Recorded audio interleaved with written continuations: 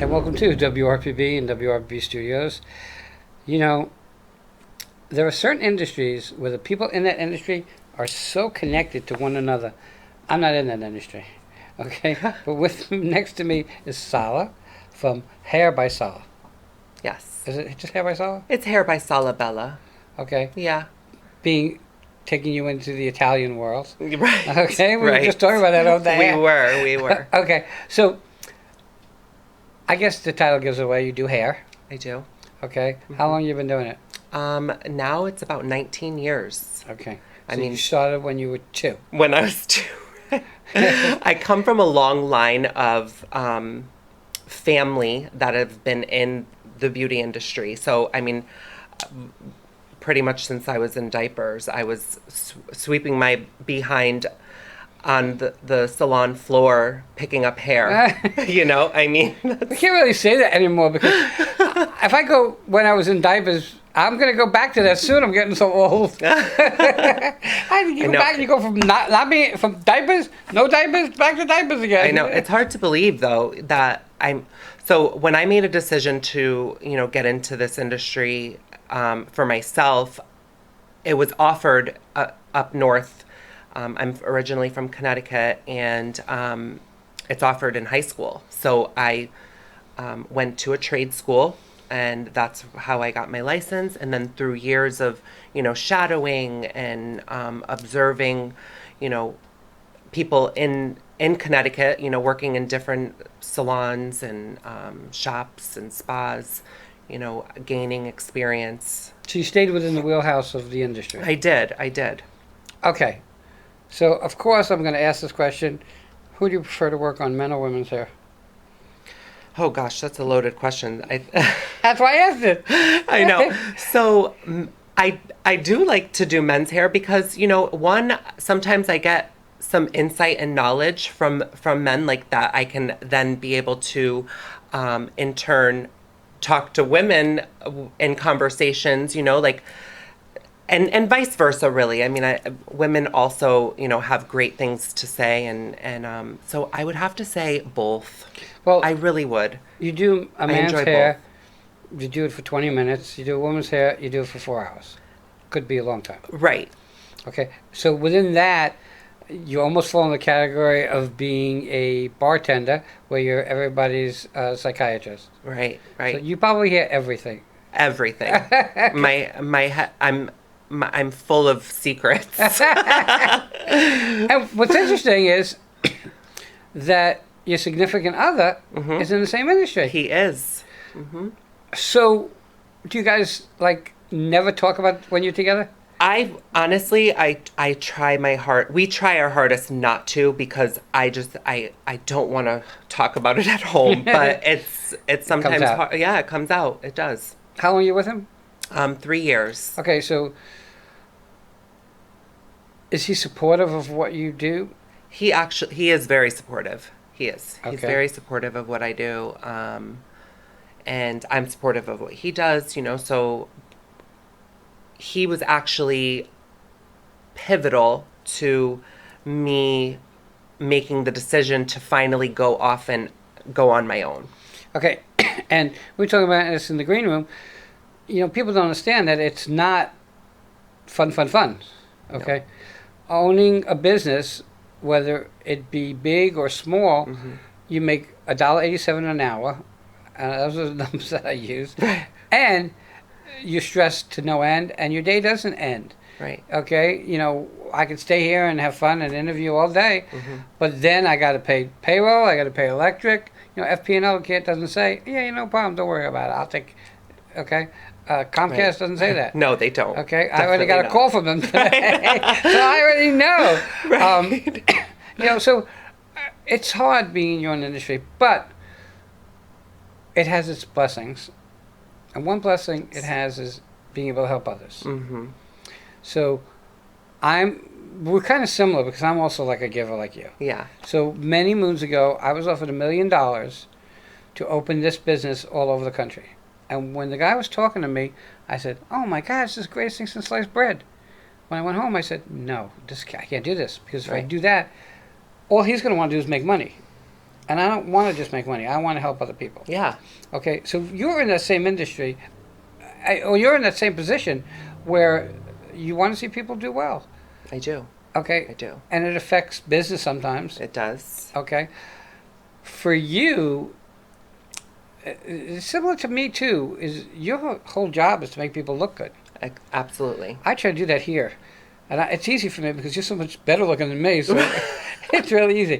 All right, so you get into this industry, okay, and now you go out on your own, okay. Right. Was it a hard jump for you to say, all right, I'm going to do this? And was it a hard jump? A little bit of, a lot of research and development. That was a big thing that I wanted to make sure that when I did make that final call, like that I was ready to do this wholeheartedly. I had to really, I had to say, what do I have to lose? I have time under my belt. I have experience, and all while I'm helping others feel and look their best, like it's also helping me too, helping me grow as a individual, as a stylist, all of the things. So, within your industry, that I know very little about, obviously because I have very little hair, there are different pieces to your industry. There is. There is hairstyling, but there's also being a colorist. Yes. Did I get that right? Yes. I got it right? Color specialist. Yeah. Yeah. Okay, so is that like a specialty on its own? It is. It actually, so now the industry has changed so much. And it's always changing. It's always evolving. And there are certain stylists that that's solely what they love to focus on. They love to focus on the color end of the spectrum, and it's what they love to do, and I would say for me, like I like to be an all-around stylist where I can perform all of the services, but I really do love honing in on color and how the chemistry of your hair is and how it changes and that aspect of it, without going any deeper. It changes by getting older and falling out. Right. Now, what's interesting that I learned is that because I'm older and my hair is gray, if I don't dye it, I almost looks like I'm bald on the air. So I'll dye. I like the gray hair, so don't get me wrong. Right. But I'll keep it a little bit darker in different spots just so people know that I still have some hair. Right. Because on the camera, it looks like you have no hair. Right. But I've learned is like 3 types of dyeing your hair. There's that instant, Right. that lasts 4 days or a week or whatever. Right. Then there's, I guess, something that's semi-permanent. Semi-permanent, and then there's permanent. Right.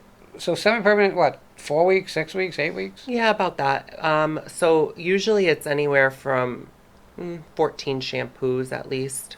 Don't wash your hair. Right. There you go. Right. It all depends also like on the the environmental aspects of it too, because we have a lot of sun here, we Right. have the ocean, we have the chlorine, so those are also factors that play a huge part in how hair color is sustained. Whether it's semi-permanent, permanent, doesn't matter. It's all about how you take care of your hair, how you take care. Home care is so vital and so important for the customer once they leave your chair, because the magic happens in the chair, but when for it to sustain is for you to also upkeep it as well. So you have to make sure that you're using, good shampoos and conditioner, good styling treatments, things like that to help preserve the life of the color. Coloring your hair or dyeing your hair today is so different than I would have thought about it in the past. Mm-hmm. You dyed your roots, okay, and you were basically done. If you were a brunette, you dyed the roots that were gray, brunette. Now people have purple hair and pink hair, and is that damaging to the hair? Is it damaging? It can be, but if it's safely done, no. As long as you and your stylist are, have a plan and how to take care of it, it could be less damaging. But if you're, say you're someone that, loves to go into the ocean every other day and you want your hair purple or blue, maybe it's not a good option. Maybe it's not a good thing for you to do. So that's why now we're getting into a whole nother area where you can get extensions or you can get pieces that you can put in for that fun fashion fantasy color that can be removed before you go into the water or things like that. Or, as long as you're keeping your hair up or not putting it into the water, because that's typically what happens when you start to see the damage occur. My philosophy is, if you're over 40 and you have purple hair, you really need to rethink. Okay, I'm just saying. And if you're a businessman or woman and you think blue hair is going to help you make deals, I think you need to rethink. That's my opinion. Okay. I think your hair is really kind of cool. I like that 3-tone. Yeah. Okay. Do you do your own? I do. I have been, yes. I'm not gonna sit here and say that I've been going to someone, but yeah. So typically, I was all blonde at one point, and I said to when the lived-in look started to come into play, like I said, okay, I'm just gonna let my hair just go all natural, like try to go more natural. So now all I do is just touch up my roots, and just for more of a darker effect on it, and then go from there. Really. Okay. Treating someone's hair after they leave the chair is different for men and women? And when you say treating it, meaning the aftercare. Their aftercare, it all depends on how, I guess, on how important your hair is to you. And I think that your hair should be very important. Some people, that is what helps them build their confidence, or gives them the confidence, in certain areas. I wasn't important enough to my hair because it left me. Right. And everybody says, why don't you do something? Mm-hmm. It's like, well, what are the options to do? The options to do is to shave your head. That'll never happen. No, and you have too much hair. And the other option is people say, well, maybe you can get a toupee. Yeah, that'll never happen. I'm going to let nature take its course. Uh-huh. I think that's the best way for me. Yeah. Everybody's different. Everyone's different. When it came to women, I always looked, the hair was one of the first things I always looked at. Right. Okay? Right. But I'm a guy, so that's how I see it. Women are different, Mm-hmm. obviously. And one day I'll figure it out. But for me, like I can go take a shower, wash my hair, and in 2 minutes it's dry. Right. Where my wife does her hair, Mm-hmm. and it doesn't dry for 2 days. Right. Okay? And you have pretty thick hair too. Yeah. And long. Yeah. That issue for you too? Yeah. Okay? Because she has to plan. If we're going to go out at night, she has to plan to do her hair or not do her hair. Because Mm-hmm. otherwise she can walk out with a hair that's Absolutely. It's so funny that you say that because me and my significant other, we have, like, he has no hair. Okay. So we're the polar, but he has some hair that grows in. So we have like set days, when he gets out of work, he'll do a shower and all of that. So we both have our set days that we're doing our hair. He's shaving it off where I'm washing it and blow drying it. So that way we can then come meet into the middle so we can have our QT time and quiet time with each other. It's so interesting because Yeah. trends change constantly. Mm-hmm. They do. Okay? Where, like, I don't like beards. I'm over that. Mm-hmm. Not that I'm looking for a guy with a beard, but Right, I'm of over. course. And if you look at some pictures from my past, I had a beard sometime. Mm-hmm. So today I have a mustache until I get bored of it, which will happen soon enough because it's starting to annoy me already. Right. You guys have it so hard, in my opinion, because if it's really hot, Yeah. I don't think guys understand. Long hair, hot, it's tough. You got to put your hair up. Mm-hmm. Okay? But on the other side of the coin, if it's cool, you guys have thing to put on your shoulders to keep you a little. Right, exactly. It's and you bringing that up, that's another big part. When I first moved down here from Connecticut, and my hair was long. My hair was always up for a good, for a good year or so until and now it's just normal for me to keep it down. Like it almost, it's like an internal cooler. So, Really? yeah, it's very strange. It's very bizarre. Like I can't explain it, because I was miserable when I first moved down here with my hair. But then now it's just like I don't know if I can go without having my hair down. It's just normal. It feels normal. That's interesting. All right, we're getting a top of time. How do people find you? You have a phone number? I do. I have my personal direct number, which is area code 203-906-2441. That's where you make an appointment. That's where you make an appointment with me.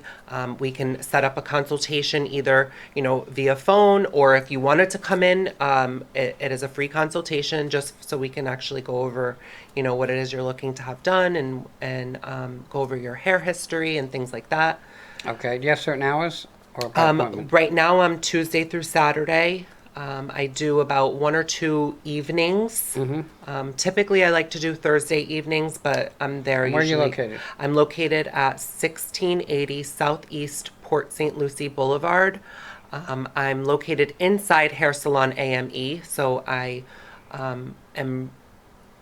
rent my space. Right. Well, inside a almost salon. every salons do that. Yeah, so I kind of get that. Yeah. Someone decides to come and have their hair done. Do you always do a consultation first? It depends on what they're looking for. If it's something more of like a correction or, something a little more time.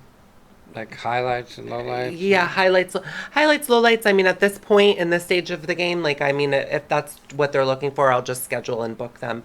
But if they want like a keratin smoothing treatment or, like I said, a color correction where like maybe they've been doing their hair themselves at home and there's going to be a little more work that's involved, and I'd actually want to physically touch the hair and see the condition of it, then I would suggest coming in for a consultation. Is your hair naturally straight or naturally curly? It's naturally wavy. Okay, so growing up, since your hair was wavy, did you always want it to be straight? Because I find that women who have straight hair want it to be wavy or curly. Yes. Women who have curly hair can't wait for it to be straight. Yes, and now I actually just embrace I embrace the natural state of my hair. I just embrace it. Everybody, here's the story, and I'll tell it to you, and I'll tell you a million times. Always use a professional. That's first. Mm-hmm. Because if you don't, it's going to cost you 3 times more in time, 3 times more in money, and 10 times more in aggravation. Because if someone does their own hair and you have to fix it, that becomes a job. Oh, absolutely. Okay. Yeah, and it's literally by hour. When it comes to color correction, it's charged by hour. So that can range anywhere from $100+ per hour. I get it. Yeah. Not for my hair, obviously. Right. Check out Hair by Sala. Sala. Salabella. Salabella. That's okay. Yeah. Okay, Sala, I want to thank you for coming on. Thank you so much. Everybody, appreciate it. Use a professional. And with that said, I'll be right back.